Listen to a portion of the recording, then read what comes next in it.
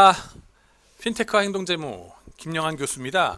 네, 이번에 그 두 번째 주 강의를 들어가도록 하겠습니다. 지난 시간까지 우리는 이제 그 시장이 효율적이라고 하는 증거들을 봤고요, 그죠? 이것이 각종 우리 기존의 경제학 이론에 있어서의 상당히 중요한 주춧돌이 된다 하는 것을 알게 됐습니다. 그리고 그 시장이 효율적이라고 하는 가격이 정보를 효율적으로 반영하고 있냐 아니냐고 하는, 그죠? 그것이 깨질 경우 엄청나게 큰 타격이 온다는 거죠. 말하자면 시장의 메커니즘, 그게 뭡니까? 아담 스미스가 말하는 고전파적인 그 주장에서 말하는 시장에서의 보이지 않는 손이 뭡니까?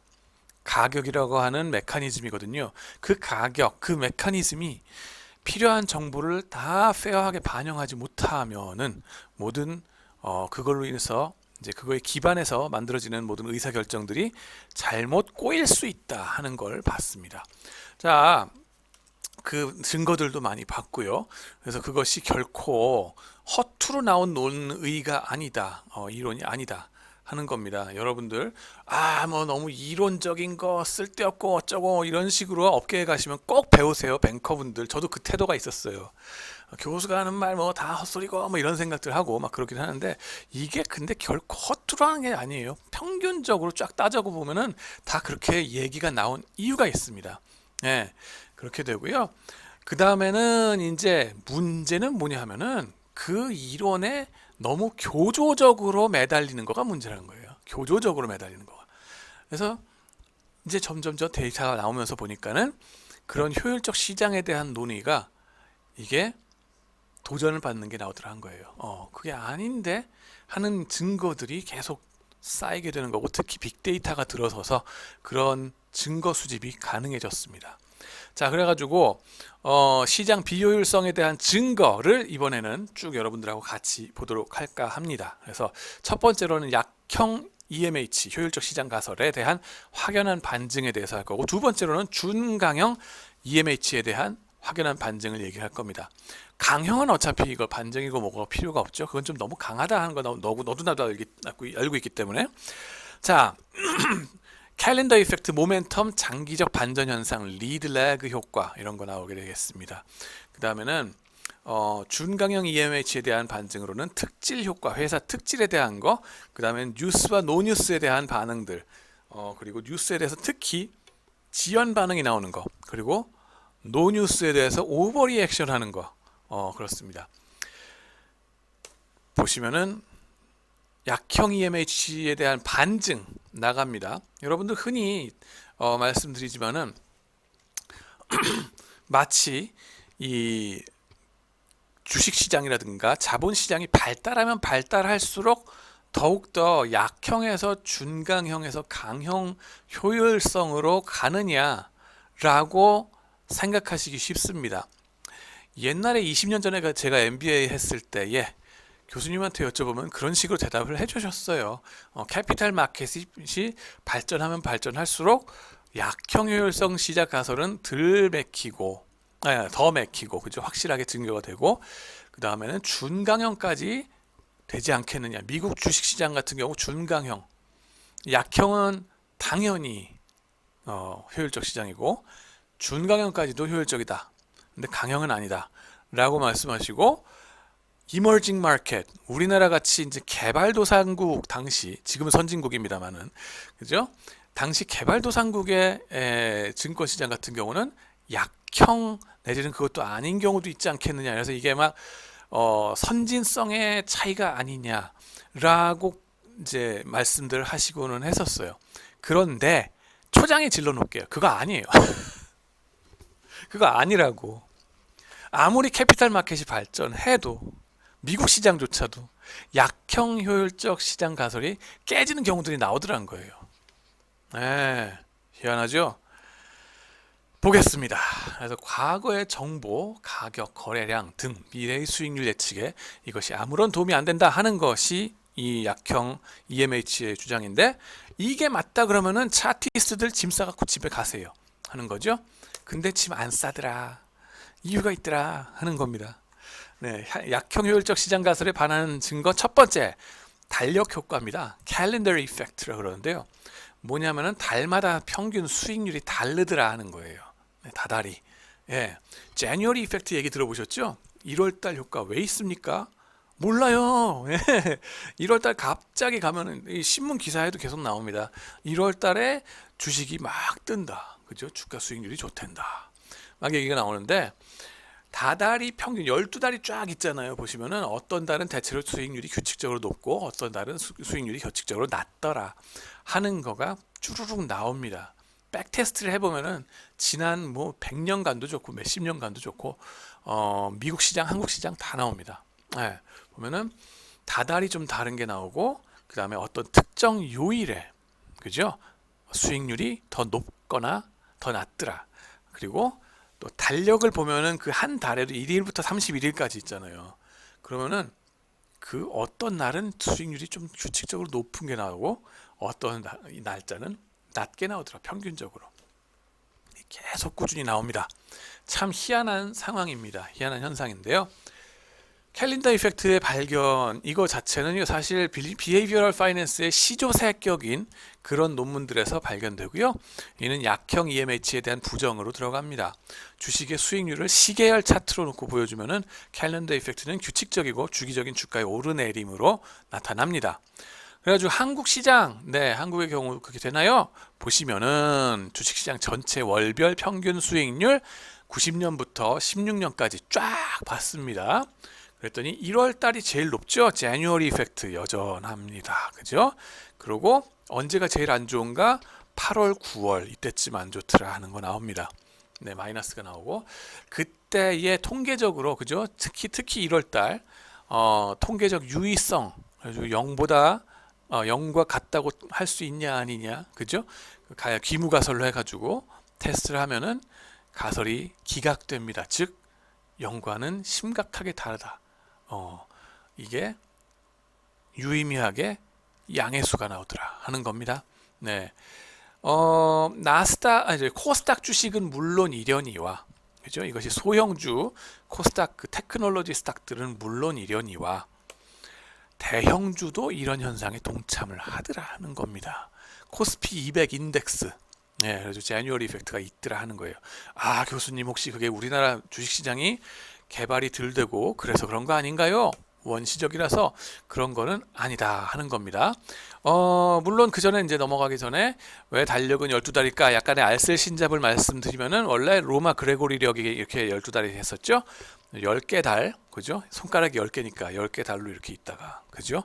그러다가 줄리우스 시저의 생일인 줄라이, 그 다음에는 아우구스투스 생일인 아우구스트죠, 그죠? 여름에 2달이 껴가지고 12달이 됐습니다. 그러면서 이런 것들이 양력으로 태양력으로 자리를 잡았고 태음력도 마찬가지로 12달이 쭉 가게 되죠. 그건 농사의 절기를 따라서 하게 되고요. 제뉴어리 이펙트 보면은 상대적으로 시총이 작은 소형주들 위주로 이런 현상이 일어나더라 하는 것들이 있습니다. 계속적으로 1월 달에 평균적으로 수익률이 더 높더라. 절세를 위한 투자자들의 움직임의 결과가 아닌가 하는 논의도 있습니다. 근데 절세의 효과만으로 설명할 수 없는 게 또 있어요. 절세하고 효과하고는 상관이 없는 나라에서도 제뉴얼 이펙트가 나오니까. 예. 그리고 절세 효과를 위한 투자자들의 움직임의 결과는 무슨 소리냐면은 캡게인 텍스 있죠. 자본 이득세가 있는 나라들을 위시로 얘기합니다. 이건 한국 빼요. 그죠?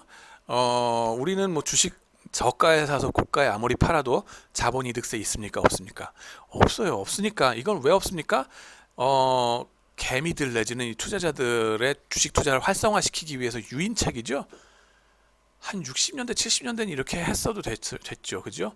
워낙 후진국이었으니까. 근데 지금은 이제 선진국인데도 여전히 그런 짓을 하고 있어요. 그죠?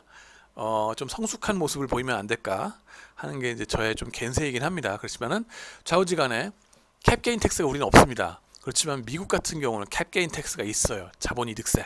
그래가지고 산 거 대비 이득을 봤다. 그러면 연말쯤 가가지고 세금 계산에 띡 올라갑니다. 주식 보유 가치가 이렇게 올라갔으니까 세금 낼 준비하세요.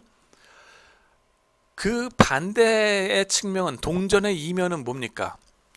산 시점 대비 가격이 떨어졌네요. 그러면은 세금을 토해내도 괜찮습니다. 이거 파셔가지고 손실을 실현하면은, 그죠? 손실 실현하면은. 그러니까 어떻게 해요?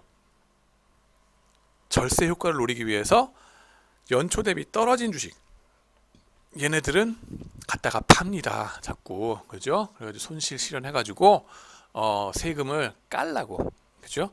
그런 절세 효과를 노리는 사람들이 있겠죠. 그러다 보면은 만약에 그런 주식들이, 그죠? 소형주들이 특히 많이 좀 까지더라, 이렇게 됐으면은 나중에 그런 주식을 어떻게 하겠어요? 다시 연초가 되면서 1월 달이 되면서 그 주식을 되사지 않겠는가? 팔았다가 손실 실현, 세금 감면, 그 다음에 다시 1월 달에 사가지고 보유를 하는 거죠. 그러면은 1월 달에 가서 집중적으로 살라고 그러니까 수요가 올라갈 거고, 그런 주식이 그렇게 해가지고 그것이 제뉴얼리 이펙트로 나타나는 게 아닐까. 근데 물론 소형주라고 미리 제가 말씀을 조금 드렸습니다만, 대형주건 소형주건 손실이 있었던 주식을 위주로 그렇게 사고 파는 규칙성이 있는 거 아닐까 하는 것이 바로 절세 투자에 대한 스토리입니다. 네. 혹은 포트폴리오 리밸런싱을 위한 움직임의 결과가 아닌가. 뭐 포트폴리오 연말에 가면은 재정립을 하고 막 그러죠. 리밸런싱, 재조정을 하죠. 그때에 하필이면은 1월 달에 가가지고 효과가 더 이제 새로 하다 보니까는 디맨드가 많아서, 수요가 많아서 올라가는 것이 아닌가 하는 것이 이쪽에 논의가 되겠습니다. 이런 거 아닐까 추측들이죠. 그런 걸로 다 설명이 되느냐 하면은 그렇지가 않다는 겁니다. 소형주들은 대개 더 위험하므로 주식시장에서 손실을 주는 것일 가능성이 높긴 합니다. 또 동전주 뭐 이런 거, 잡주 뭐 이런 거 있죠. 그렇긴 한데 연말이 되기 전에 손실을 실현해서 세금을 줄이고자 하는 투자자들의 행동이 가능하긴 합니다. 결국 소형주에 묶였던 수요가 12월 달엔 줄어들죠. 파니까 공급이 늘어나고, 그다음에는 1월 달에는 반대로 수요가 막 늘어나고, 그래가지고 이렇게 확 내려갔다 확 뜨는 거 아닌가라고 의심할 수는 있어요. 네. 뭐 그렇기는 한데, 뭐 실증적인 연구 결과도 그런 거에 조금 부합하기는 하는데요. 이것이 비헤이비어럴 파이낸스적인 설명입니다. 그렇기는 한데 이것이 비헤이비어럴 파이낸스적인 설명인과 동시에 그 합리적인 그런 투자자들의 행태랑은 또 반대가 된다는 겁니다. 합리적인 투자자들의 행태에는 맞지가 않는 설명이라는 거예요. 왜 맞지가 않을까요? 그 세금 감면을 위해서 그렇게 한다는 게 합리적인 투자자들의 투자 행태랑은 뭐가 다른데요?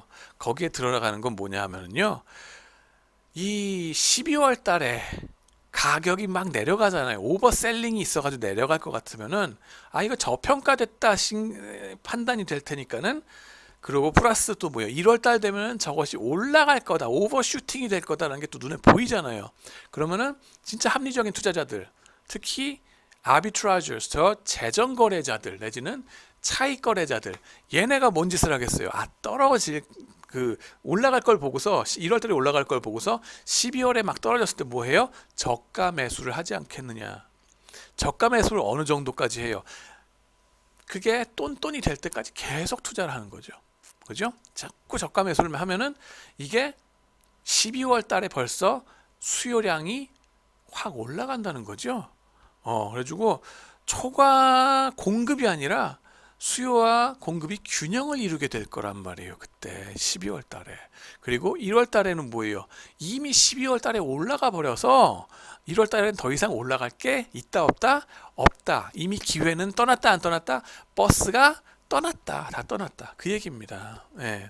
그래야 되는데 합리적인 시장이라 그러면, 합리적 투자자라 그러면은 왜 그게 안 일어날까요? 하는 게 미스테리라는 거예요. 그죠?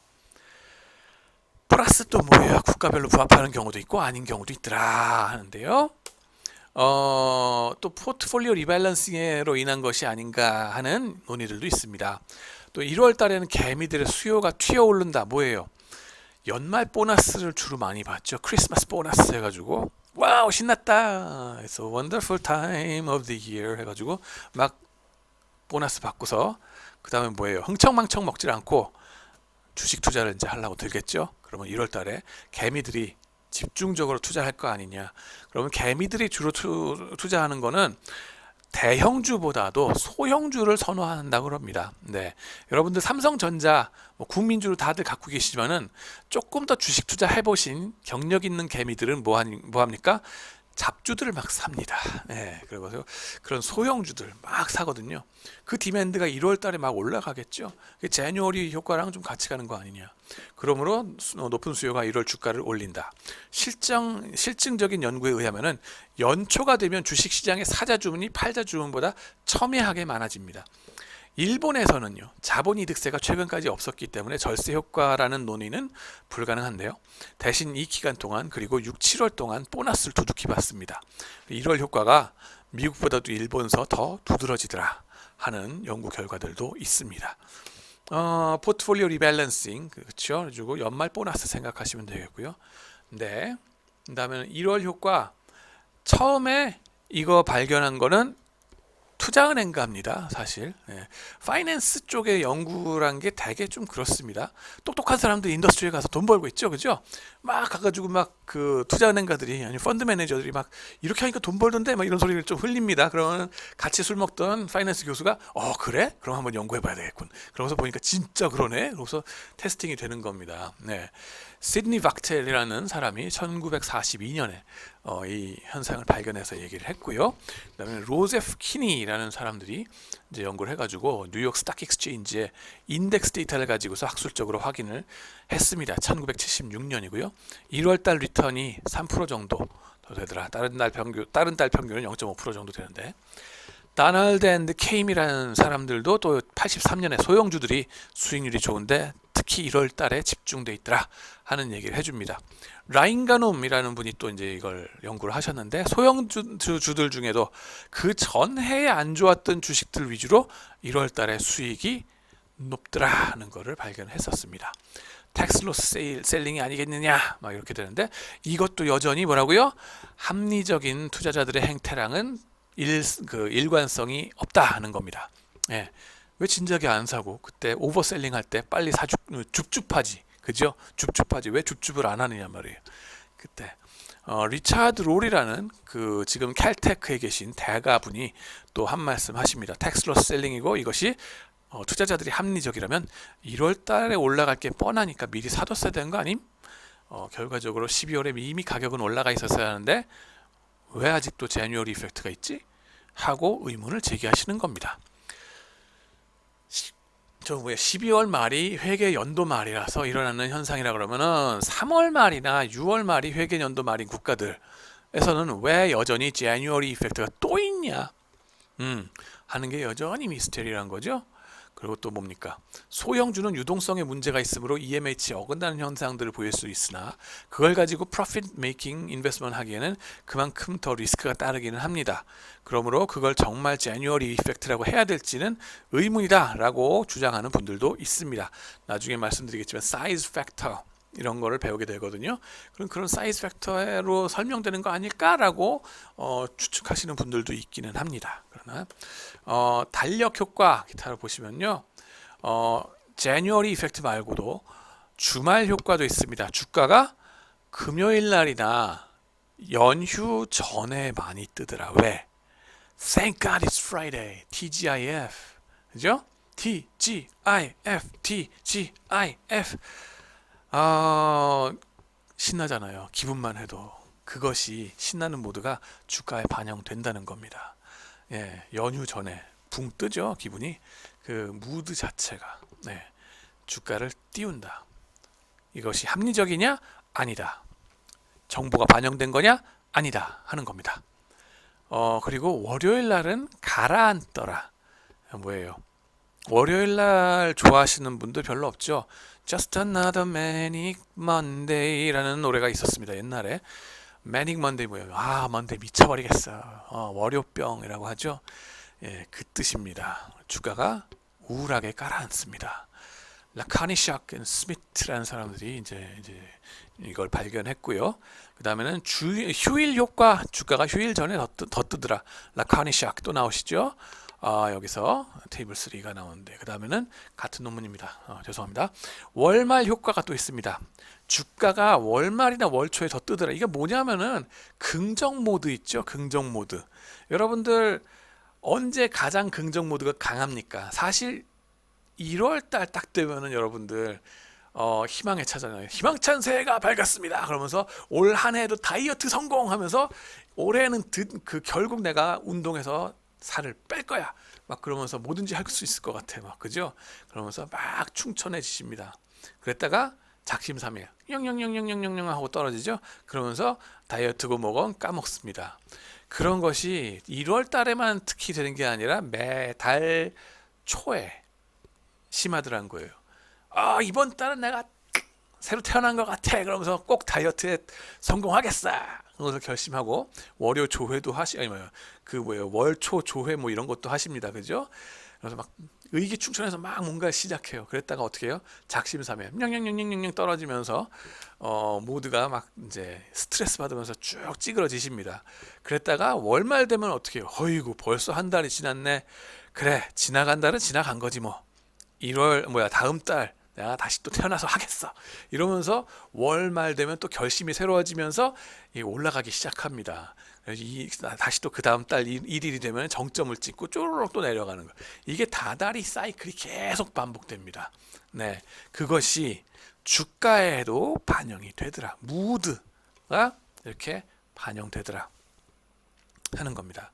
긍정 무드에 대한 효과가 아닌가.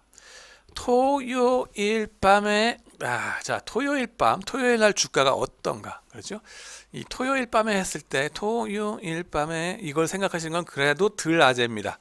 토요일 밤에 김세환 씨 생각하시는 분들 반갑습니다. 예, 그렇습니다. 저의 선배님들이십니다. 그렇게 되면은 네, 이 요일별 그죠? 요일별 주가 평균 수익률 이렇게 나옵니다.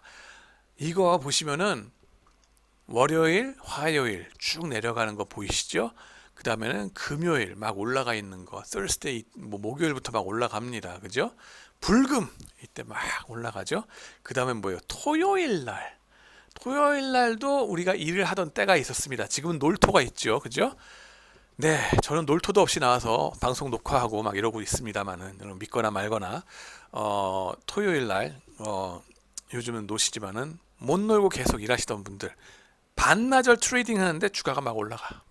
왜냐하면은 저녁 때 놀 거 생각하면서 긍정 모드가 확 올라가요. 네, 이런 게 있습니다. 네, 그리고 반면에 월요일, 화요일은 쭉 우울하죠. 네, 그렇고요. 그게 한국이 후진국이라서 그런 건 아니었냐라고 물어보실 수 있는데 미국도 월요일 이펙트가 있습니다. Manic Monday 마이너스 한 0.8%에서 9% 정도 하루에 0.08%군요. 0.08% 하루에 그 정도 나오고요. 그다음에 금요일, 토요일, 금요일 날은 0.19% 정도 나가네요. 그리고 토요일 날 트레이딩 하던 당시도 보면은 0.3% 이상 막 뜨더라는 거예요. 예, 그죠?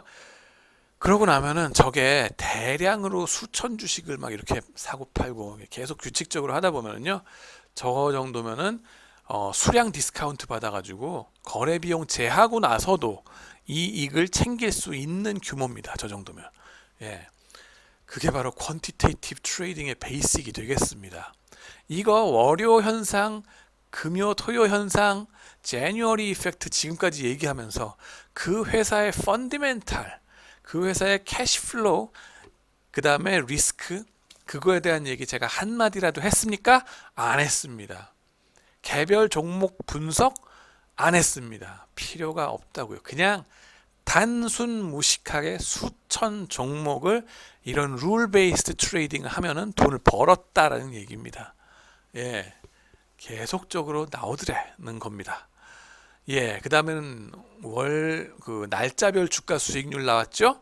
네, 다달이 한 달에 1일부터 31일로 쫙 해서 보면은요, 말씀드린 대로 1일 날 긍정적으로 시작을 쫙 합니다. 짱짱하게 했다가 한 10일 날부터 시작해서 쭈루룩 가라앉기 시작합니다. 그러면서 직장 상사한테 갈굼당하고 밑에 사람한테 한번 치이고 막 그러면서 우울 모드로 막 갔다가 한 25일, 26일쯤 되면 월급을 받습니다. 생명감이 막 솟아오르기 시작하면서 다음 달, 자 이제 지난 한 달은 내가 뭐 묻어뒀다 치고 새로운 한 달을 시작할 거야. 하면서 막 긍정 모드 이렇게 갑니다. 그랬다가 또 31일 짱짱하게 올라갔다가 그 다음에 1일 날 유지되고 다시 또 사이클을 반복합니다. 이것이 주가에 계속적으로 반영이 됩니다.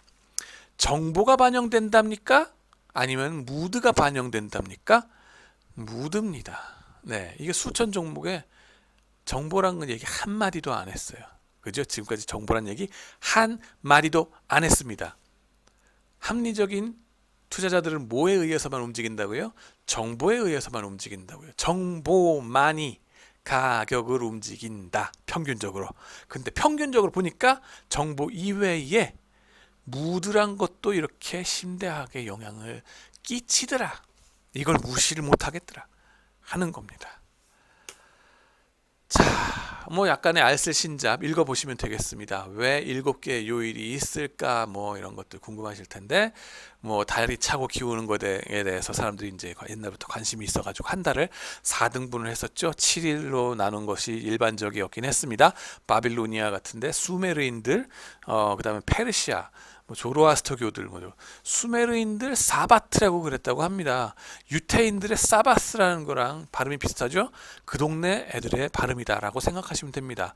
노는 날, 휴식하는 날, 안식일 뭐 이렇게 생각하시면 됩니다. 블랙 사바스라는 혹시 여러분들 헤비메탈 좋아하시면은 그런 그룹이 있었습니다. 그죠? 그리고 인도에는 1세기경 7일제를 수입했고 중국도 4세기경 진나래 때 7일제를 수입했었다 그러고요. 일본 11세기 헤이안 시대 때 이 7일제를 중국에서 또 수입했다 그러는데 사실은 한국을 안 건너갔을까요? 안 건너갔답니다. 한국은 뭐예요? 6일제를 썼다 그럽니다. 아이슬란드, 자바, 바스크 뭐 이렇게 나라들 했고 그 다음에는 8일제를 썼던 나라들도 있답니다. 고대 로마, 그 다음에 켈트족들 기독교화되기 전이죠. 그 다음에는 10일제를 썼던 나라들도 있답니다. 고대 중국, 아이고 뭐 열흘 동안 기다리려고 그러면 노는 날 참 힘들었겠네요. 그 다음엔 또 뭐예요? 프랑스 혁명력이 등장을 하십니다. 이거 뭡니까? 프랑스 혁명 딱 대혁명 하면서 걔네들이 과학혁명 한다고 해가지고 십진법을 갖다가 대대적으로 갖다가 도입을 합니다. 뭐든지 십진법. 그러다 보니까 요일도 십진법으로 가자 해버린 거예요. 그죠? 킬로미터, 미터 뭐 이런 거 쓰고요. 그죠? 그 다음에는 또 13일째 아즈텍 마야 문명 해가지고 또 얘기들 나옵니다. 효율적 시장에 반하는 증거들 그렇게 해서 달력 효과 얘기를 말씀을 드렸습니다. 또한 그 다음에 나올 건 모멘텀과 오버리액션 이렇게 얘기가 나오는데요. 이것들이 무슨 얘기냐면은 과거의 주가 패턴을 보고 앞으로의 주가 패턴을 예측할 수 있더라 하는 겁니다. 리턴 패턴이라고 봐야죠. 리턴 패턴. 기술적 분석의 끝판왕 비트코인 말씀드렸는데 과거 주가 패턴 이거는 기술적 분석의 핵심이죠. 그죠? 차티스트들 차트 과거에 어떻게 이루어졌는가 보고서 뭐 이동평균선이 어쩌고 지지선이 어쩌고 저항선이 어쩌고 얘기하잖아요. 누구 맘대로 기간을 맘대로 정해서 딱 끊어서 지지선이고 저항선이고 얘기하랍니까? 그죠? 누가 이동평균선을 꼭 30일로 뭐 잡으래요? 누가 20일 이동평균선 기준으로 꼭 잡으래요? 뭐 200일은 안 됩니까? 아니 뭐 2년은요, 30년은 어떻고요? 그죠? 자기 마음대로요, 일단은. 그렇기는 한데 그럼에도 불구하고 뭔가 있더라는 겁니다. 비트코인 여러분들 투자해 보신 분들 꽤 계실 겁니다. 특히 이거는 또 뭐예요? 젊은 이 학부생들 혈기왕성할 때 테스토스테론이 넘쳐날 때 오버 컨피던트해집니다. 사람이. 그래서 이제 근자감에 쩔 때에 비트코인 같은데 한번 또 몰빵해 보십니다. 그래서 학부생들한테 물어보면 여기 넣었다가 대박난 애들도 있고요, 쪽박난 애들도 있고 뭐 그렇습니다. 근데 조심하시기 바라고요. 물론 최근 들어서 비트코인 값이 올라가고 있었죠. 왜 그렇습니까? 그거에 대한 질문은 나중에 또 하도록 하겠습니다. 네, 하다못해 이제 비트코인 갖고서 이제 그 테크니컬 분석을 하던 분들이 하다가 이제 못해가지고 넛지 코끼리 갖다가 집어넣고서 그림에다 짜맞춰 버리는 그런 경우들도 꽤 보였었습니다. 심심풀이죠, 거의. 근데 모멘텀 해가지고 보시면요, 여기다가 쓰려고 하는 얘기는 뭐였냐 하면은, 여기 지금까지 개별 주식의 이상 수익률이 다음 기간에도 지속되는 현상 그랬는데, 감마가 양수다라고 제가 지금 여기다가 써놨는데, 지금 갑자기 갑툭튀 감마가 뭐예요? 라고 물어보실 것 같아요. 자, 이제 감마는 여기서 뭐라고 얘기하려고 그랬냐면요, 위에 공란에다 써주시면 됩니다. 이거 화면 확장하겠습니다. 네, 보시면은, 네, 쓰면 이쪽이 괜찮죠? 보이시죠? 네, 주식 I는 종목, 이거는 오늘 날짜, 시간이 됩니다. 날짜, 그죠? 좀 더 화면을 키워볼까요? 네, 이렇게 되죠? 그 다음엔 뭐예요? 오늘의 수익률을 뭔가로 예측해 보고 싶어요. 리그레션, 회귀 분석을 통해서 뭐 갖고 하려고요? 아, 전에 같은 종목에, 그죠? 종목에 T-1, T 콤마 찍읍시다. T-1 어제, 날짜라 그러면은 어제, 오늘, 어제, 혹은 이번 달, 그러면은 지난 달, 응? 혹은 지난 1년, 작년, 어? 이런 식으로 기간을 맞춰가지고 T-1 하고 T, 이걸 지난 기간의 실현된 수익률을 가지고 이번의 수익률을 예측해 볼 수 있나? 이렇게 되면 뭐예요? 아, 거기서 뭔가 이 감마라고 칩시다. 이거 감마라고 얘기를 합니다. 감마, 그리스 문자로 감마 이렇게 씁니다. 그죠? 게마, 영어로는 게마. 예. 그러고 나서는 이걸로 설명이 안 되는 어떤 인터셉트가 있다고 치고, 그죠? 인터셉트 뭐예요? 그 절편. 절편 뭔 소리 하는 거예요? 절편은요, 일어나 볼까요, 제가? 아이고, 안 보이는구나. 네. 네, 이렇게 해보겠습니다. 조금 멀리 떨어져 볼까요? 네, 안녕하세요. 네, 이렇게 해서 보시면은, 네, 여기서 감마 지웁시다. 감마를 지우고, 그죠? 이렇게 보는 거예요. 그래서 Y축에 항상 내가 예측하고 싶어하는 변수, 그죠? 미래 수익률, 그죠? 미래 수익률. 그 다음에는 잘 안 보이시나요? 요거를 RIT. 네, 이러면 잘 보이죠? 네, RIT가 Y축에 가고요. 가로축에는 내가 가진 설명 변수, 이걸 갖고서 내가 뭔가 예측을 해보려 그래. 그죠? 과거의 수익률, 그죠? 과거의 수익률. 그리고 미래 수익률, 그죠? 그래서 데이터를 갖고 백테스트 해보는 거예요. 옛날에 어떻게 됐었는가? 뚜두두두두두두두두두두두두두두두 해서 보면은 점이 찍힐 거 아니에요, 그죠? 그래가지고 시장이 효율적이라 그러면은, 그죠? 시장이 효율적, 약형 효율적 시장이라고 하면은 과거의 수익률로 미래 수익률을 예측할 수 있다? 없다? 답은 없답니다. 시장이 효율적이라 그러면은 이거, 그죠? 모든 과거의 수익률로 인한 정보가 가격에 이미 반영돼 있어서 미래의 수익률을 따로 예측할 수가 없다. 예측력 자체가 제로다. 리그레션 해봤자 이 기울기가 무시할 만하다. 0에 가깝다. 라고 나오게 됩니다. 0과 다를 바 없다. 근데 모멘텀의 뜻은 뭡니까? 과거에 선방하던 주식이 앞으로도 선방할 거다. 그러므로 과거의 데이터를 가지고 과거의 수익률을 갖고 미래 수익률 예측할 수 있다 없다? 있더라. 양으로 예측할 수 있더라. 그것도 이게 감마가, 요 기울기가 이거 감마라고 치면은 양수다 라고 하는 것이 주장이 되겠습니다. 네, 네, 이것이 바로 모멘텀의 아이디어가 됩니다. 그래서 과거에 선방했던 애들이 계속 앞으로도 선방할 거다. 꼬라박았던 애들 계속 꼬라박는다 하는 얘기입니다. 네, 그래서 모멘텀의 아이디어가 그것이 되겠다 하는 거고요. 반면에 그러면 오버리액션은 어떻게 될까요? 오버리액션 같은 경우 과거에 잘 나가던 주식이 미래는 쪽박을 낸다. 그러니까는 데이터가 찍히면 어떤 식으로 찍히겠어요? 여러분들 리그레션 하다 보면은 요거는 똥색으로 해볼게요. 꼬라박는 거니까. 자, 요거 대신에 짜자잔 나왔죠? 이렇게 해서 어떻게 되는 겁니까? 따따따따따따따따따따따따따따따따따따 과거에 잘 되는 애들이 잘 나가던 애들이 미래에는 잘 못하더라. 과거에 잘 나갔던 애들이 미래에 못하고 과거에 못하던 애들이 미래에 잘하더라. 그죠? 리그레션 해가지고 쭈루룩 이렇게 나오는 거. 갬마가 마이너스가 나온다. 이게 오버 리액션으로 해석이 됩니다. 아시겠습니까?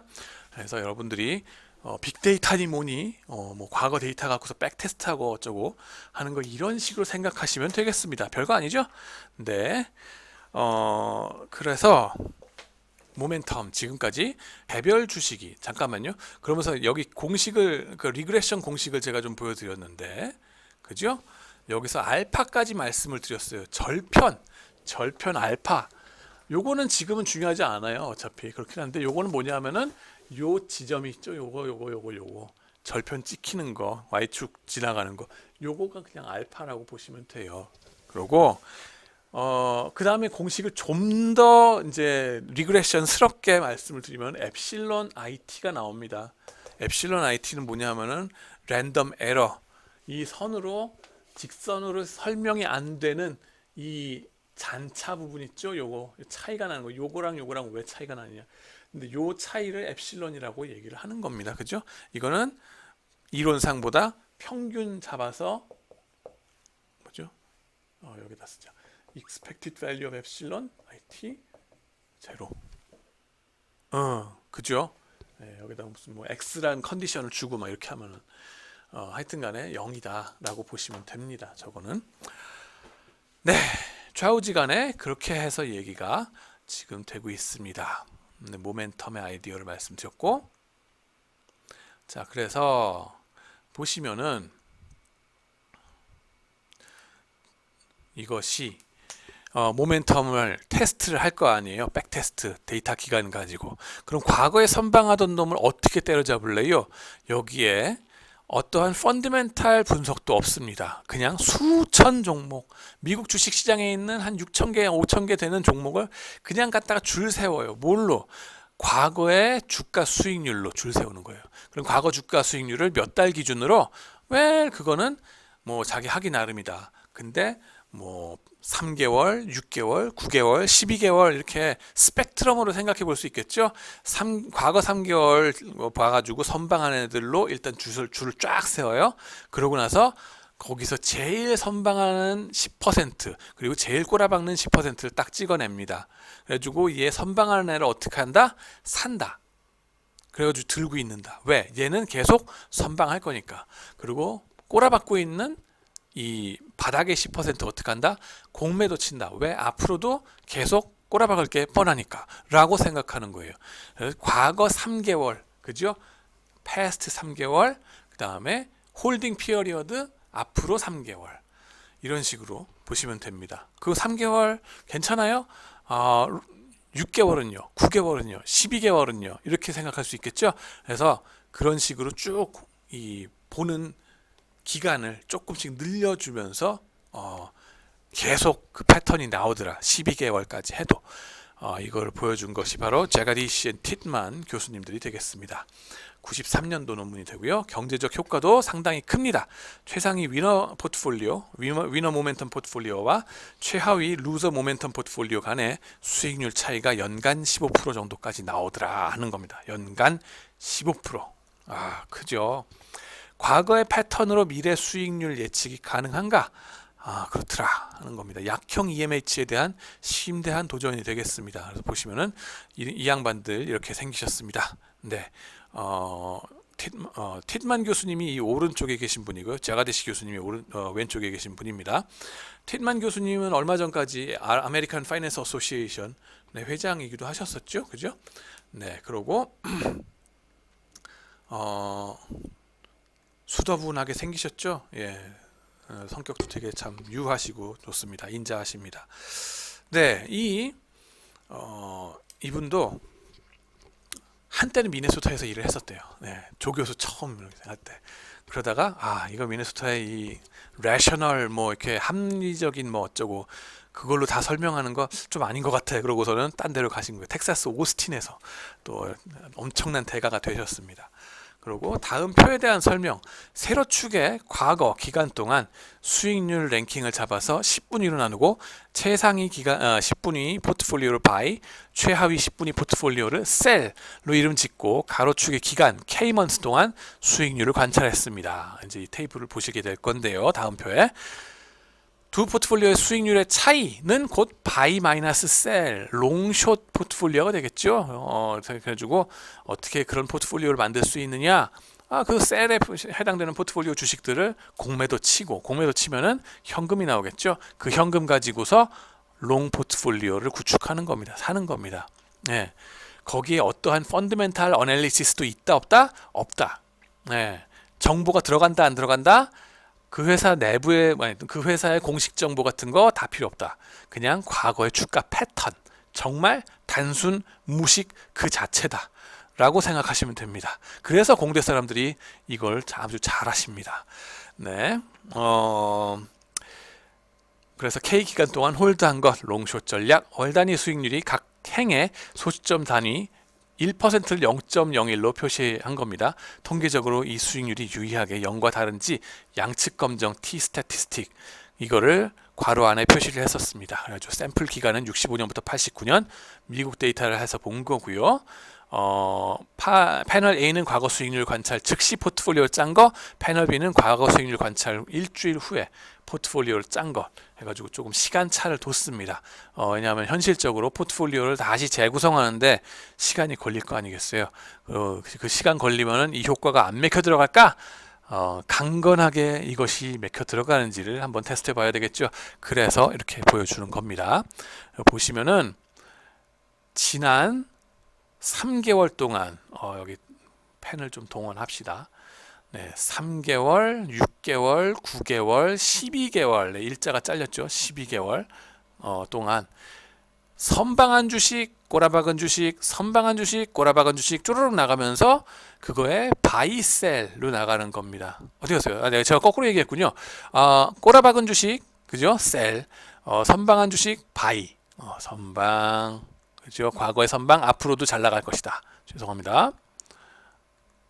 네, 선방. 네, 앞으로도 선방 하더라 하는 거고요. 얘네들의 수익률 차이를 보면은 여기서는 좀 유의하지가 않지만 여기서 나머지는 심대하게 통계적으로 유의한 걸 알 수 있죠.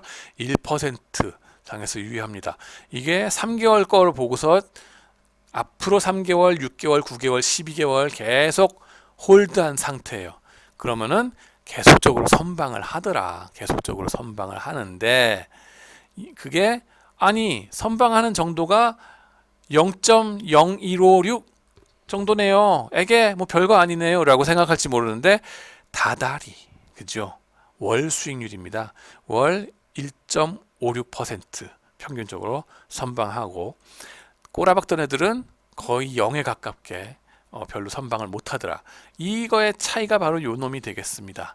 요 차이 자체가 그러면은 롱숏 포트폴리오 가져간 게 통계적으로 유의미하게 0과 다르냐? 유의미하게 1%보다도 훨씬 낮은 유의선에서 의미가 있더라 하는 겁니다. 재밌죠? 그 다음에는 6개월, 9개월, 12개월로 막 가져가는데 보시면은 통계적 유의성, 그죠? 있습니다. 1% 내지는 5% 선에서 계속 유의미하게 나옵니다. 그죠? 그리고 이것이 일주일 간격을 두고서 포트폴리오를 재구성하든 아니면 즉시 재구성하는 걸로 하든 백테스팅 해본 결과는 비슷하다. 대동소이하다. 하는 걸 알 수 있습니다. 이건 또 더 강력하죠. 이거 보시니까. 그죠? 그리고 이것도 더 강력한 거를 뭐 몇 가지에서 볼 수 있습니다. 근데 이런 식으로 모멘텀이 들어먹히더라 하는 겁니다. 그래서 시카고 경제학자들은 또 이걸 보고서 또 한마디 하십니다. 모멘텀은 단지 위험 요소일 뿐이지 않겠는가. 즉 기존의 기대 수익률, expected return에 대한 모형 자체가 불완전해서 마치 모멘텀이 있는 듯이 보이는 거 아닐까 하는 겁니다. 그렇다면 모멘텀 높은 주식이 애당초 리스키한 주식인가 하는 거가 의문이 됩니다. 시장 베타, 마켓 베타 있죠. 우리 캐펜 베타, 혹은 사이즈 등으로 알려진 리스크 팩터들하고는 별반 뚜렷한 관계가 없더라 하는 거를 제가디시하고 팁만 교수님들이 보여줍니다. 그래서 이것이 기존에 있던 캐펜 리스크 팩터, 그죠? 마켓 팩터 내지는 사이즈 팩터 이런 걸로는 설명이 안 되는 모멘텀이란 게 엄연히 존재하더라 라고 주장을 하십니다. 이건 미스 프라이싱이다 라고 얘기를 하고요. 마켓 저쪽 시카고 쪽에 있는 분들에서는 그거는 또 다른 리스크 팩터를 찾은 것 뿐일 거다. 뭔지는 우리가 좀 더 얘기를 해봐야 되지 않겠니? 라고 얘기를 합니다. 그나저나 간에 이 모멘텀 투자 전략은 많은 퀀티테이티브 헤지 펀드들의 기본적인 투자 전략이 되겠죠. 모멘텀에 의한 포트폴리오를 과거 6개월 수익 기준으로 짰고 앞으로 6개월간 쥐고 있습니다. P1은 과거의 수익률이 가장 안 좋은 10분위 포트폴리오, P10은 과거 수익률이 가장 좋은 10분위 탑 포트폴리오, 표본 기간은 65년에서 89년 그렇게 해봤는데 모멘텀이 좋다고 해서 베타가 높다거나 아니면 사이즈가 작다거나 뭐 이런 것은 아니더라 하는 것을 여전히 발견하십니다. 홍춘욱 키움증권 리서치센터 부장님 또 계시죠? 이분도 유명한 말씀을 하십니다. 그래서 금융시장 참가자들 사이에 아마 가장 인기 없는 이론이 아마 효율적 시장 가설일 겁니다. 시장이 효율적으로 움직이며 특히 이미 시장에 알려진 정보는 미래 가격에 영향을 미치지 못한다 하는 주장에 대해서 코웃음 치는 사람들이 참 많습니다. 특히 모멘텀 투자자들이 그렇게 코웃음을 많이 칩니다. 모멘텀 투자자란 말 그대로 지난 12개월 동안 수익률이 가장 높았던 주식에 투자를 하는 전략이 되겠습니다. 이 인물 나중에 참조하시면 되겠고요. 효율적 시장에 반하는 증거들 또 말씀을 드리는데요. 약형 효율적 시장 가설에 반하는 증거, 장기적 과민 반응에 대해서도 또 연구가 있습니다. 오버 리액션이 되는 거죠. 할리우드 액션 아니야? 라고 생각하실 수 있는데 네, 일종의 그렇습니다. 근데 이거는 장기간에 걸친 오버 리액션, 극단적인 장기간에 3년에서 8년 사이, 5년 정도 생각하시면 돼요. 5년에 걸쳐서 선방을 끝까지 하던 극단적인 주식들은 쭉 꼬꾸라지더라. 그리고 5년 동안 계속 바닥을 기고 있던 주식들은 쥐구멍에도 볕들 날이 오더라 하는 겁니다. 이게 역의 자기 상관관계라고 아까 감마 마이너스라고 말씀드렸죠. 그 얘기입니다. 그리고 드번튼 테일러 교수님들이 85년 논문으로 밝혀주신 건데요. 모멘텀 그 논문하고 좀 차이가 있다 그러면은 어떤 점에서 또 차이가 있냐면은 이 쳐다보는 기간이 달라요. 모멘텀은 3개월, 6개월, 9개월, 12개월 좀 짧았었죠. 근데 오버리액션은 5년을 봅니다. 5년 쫙. 그리고 모멘텀은 제일 선방하는 10%, 그 다음에 꼬라박는 10% 이렇게 했었죠. 그러면 6,000 주식이 있다 그러면 600 종목씩 보는 거예요. 그죠? 오버리액션은 그 6,000 종목 중에서 극단의 35개, 극단의 35개 이렇게 되는 거예요. 숫자가 훨씬 더 적다 하는 거 보실 수 있습니다. 다른 논문들은 인덱스 차원에서 리버스를 보여주기도 하고요. 나라별로 또 이렇게 나온다는 거죠. 그리고 과거 패턴으로 미래를 예측한다? 그렇게 되더라. 그게 EMH 약형에 대한 도전이 됩니다. 이게 뭐 어디 미국이나 뭐 이런 데서 안 맥혀 들어간다가 아니라 뭐 걔네가 더 발전돼 있기 때문에 이런 약형 효율적 시장 가설은 그쪽에서 먹혀 들어갈 거야가 아니라 미국 시장에서부터도 약형이 안 먹혀 들어가는 게 있더라 하는 겁니다. 재밌죠? 보시면은 이제 루저 포트폴리오, 위너 포트폴리오의 누적 수익률을 쭉 보여줍니다. 그래서 여기 나오는 게 months after portfolio formation. 0이 뭐냐 하면은 0 시점이 포트폴리오를 구축하는 시점이고 다달이 수익률을 누적시켰어요. 그래가지고 최고 60개월까지 5년 동안 앞으로를 보는 거예요.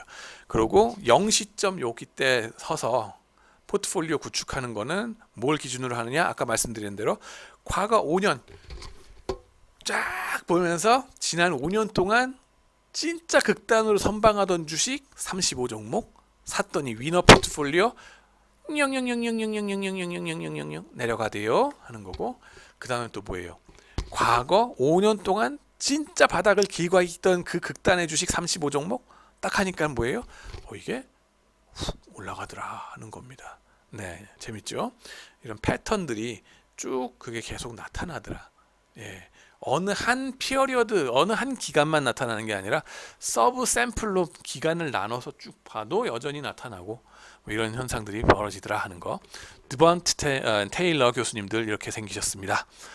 네, 그리고 노벨상 받으신 테일러 교수님, 네 맞습니다. 그분 선도 지연 효과라고 또 있습니다. 리드 레그 이펙트죠. 리드 레그 이펙트. 이게 뭐냐 하면은 대형주가 소형주를 2, 3주 차이로 이끌고 가더라. 한마디로 삼성전자가 잘 나가기 시작하면은 거기에 딸려 있는 내지는 안 딸려 있더라도 소형 주식들이, 우리나라에서 소형 주식들이 2, 3주 후에 쭈루루룩 평균적으로 따라 올라가더라 하는 선도 지연 효과가 쭉 나타나더라 하는 겁니다. 통계 용어로 이번 주 대형주 수익률과 다음 주 소형주 수익률 간의 양의 교차 자기상관 관계가 있다라고 얘기를 합니다. 네, 말하자면은 아까 그림 여기서 보면은 그죠? 리그레션 회귀 분석 어떤 식으로 해먹으려고 그러는 건데요. 보시면은 여기서 나의 수익 어디 갔어? 네, 좋습니다. 접니다. 리턴 나의 수익률, 그죠? 우리 어떤 회사 종목의 수익률 I로 나타냈습니다. 저 삼성 아니야. 저거를 아마 그러면은 뭐 어떤 작은 주식이라고 해보죠. J라고 할까요? 잡주, 예, J, 잡주, J, RJ, 예, RJT라고 하고 여긴 뭐예요? IT, I는 J랑 다르죠? 잡주가 아니라 I, 다른 주식. 예를 들면 뭘 할까요? 삼성 주식을 할까요? 예, S, 그죠? 이 종목의 주식이 대형주가 잡주를 선도하는 효과가 있더라. 이런 효과가 나타나더라. 뚜뚜뚜뚜뚜뚜뚜 양에, 그죠? 교차 자기상관 관계가 있더라라고 얘기하는 거가 바로 이것이 되겠습니다. 네. 네, 그러고 보면 X축과 Y축에 별의별 게 다 들어갈 수 있네요. 네, 그것이 바로 데이터 마이닝이 되겠습니다. 좌우지간에 그렇게 되고 교차적인 상관관계가 있다. 로우 앤 맥킨리 교수님들이 이걸 발견하셨고요. 과거 수익률에 따라 또 하나의 명백한 패턴을 발견한 거다라고 얘기를 합니다. 왜요? 일부의 분들은 그렇게 생각하실 거예요. 아니 삼성전자가 좋으면은 삼성전자한테 좋은 뉴스면은 당연히 우리나라 전체한테 또 좋은 뉴스이기 때문에 소형주한테도 좋은 뉴스 아닌가요? 그러니까 따라 올라가는 거 아니에요? 맞습니다. 따라 올라가려면은 근데 언제 올라가야 된다고요? 시간 차이를 두지 않고 빛의 속도로 같이 올라가야 된다고요. 네, 그 정도까지 얘기하는 게 바로 효율적 시장 가설이 되겠습니다. 내 회사에 대한 과거 정보뿐만 아니라 모든 과거의 정보, 연관된 회사의 정보까지도 내 회사 주식의 주가에 벌써 반영이 돼 있었어야 한다가 바로 경제학자분들이 말씀하신 그 효율적 시장 가설입니다. 그 정도까지 몰랐죠, 여러분. 그죠? 예. 그 정도로 클레임하신 거예요. 그게 문제란 겁니다. 사실 선도 지연 효과, 그죠? 대형주 업종별 모멘텀도 말씀을 하십니다. 머스코비츠 앤 그린블라트라는 분들이 이제 이거 찾아내신 건데 과거에 또 선방한 업종이 앞으로도 선방을 또 하더라 이런 것도 또 있고요. 모멘텀 그죠? 이제 선도 지연 효과 선도 지연 효과가 업종별 모멘텀을 초래할 수도 있다 하는 건데요. 이거 이제 무슨 얘기 하려고 그러는 거냐 하면은 삼성전자 얘기했으니까 반도체 만드는 이 회사가 자기 혼자 잘 나가도 되는 거 아니죠. 아니죠.